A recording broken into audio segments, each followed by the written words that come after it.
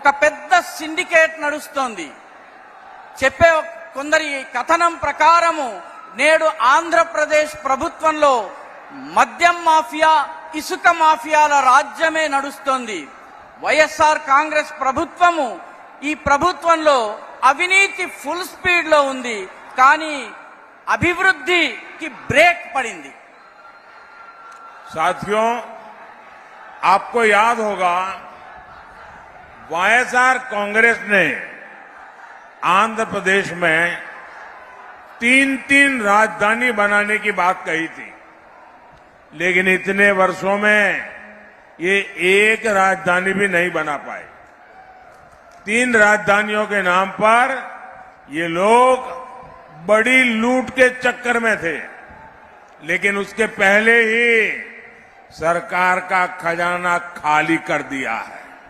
ये लोग सिर्फ करप्शन मैनेज कर सकते हैं, फाइनेंशियल मैनेजमेंट वाईएसआर कांग्रेस के बस की बात नहीं है।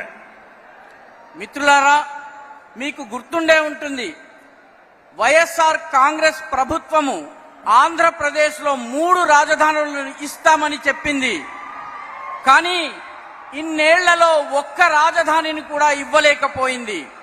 3 రాజధానుల పేరిట చాలా భారీ ఎత్తున లూటీ చేయాలన్నటువంటి ప్రయత్నంలో ఉండింది. కానీ అంతలోపలే ఈ ప్రభుత్వం యొక్క ఖజానా పూర్తిగా ఖాళీ అయిపోయింది. వీళ్ళు కేవలము అవినీతిని మాత్రమే మేనేజ్ చేయగలరు, కరప్షన్ ని మాత్రమే మేనేజ్ చేయగలరు.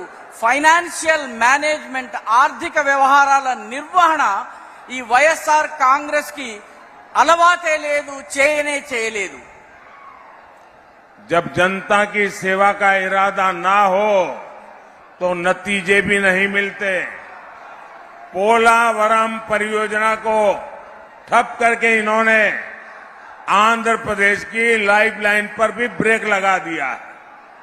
केंद्र सरकार इस प्रोजेक्ट के लिए 15,000 करोड़ रुपए दे चुकी है, लेकिन वाईएसआर कांग्रेस सरकार से इसे आगे नहीं बढ़ने देना चाहती। आज आंध्र प्रदेश का किसान सिंचाई के लिए परेशान है। किसानों को पैडी का सही रेट भी नहीं मिल रहा है।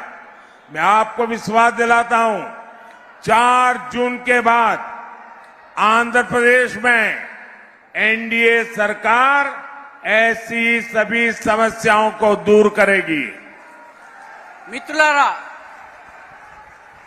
ప్రజలకు సేవ చేయాలన్నటువంటి కోరిక లేనటువంటి ప్రభుత్వం ఉంటే ఇలాంటి దుష్ఫలితాలే వస్తాయి.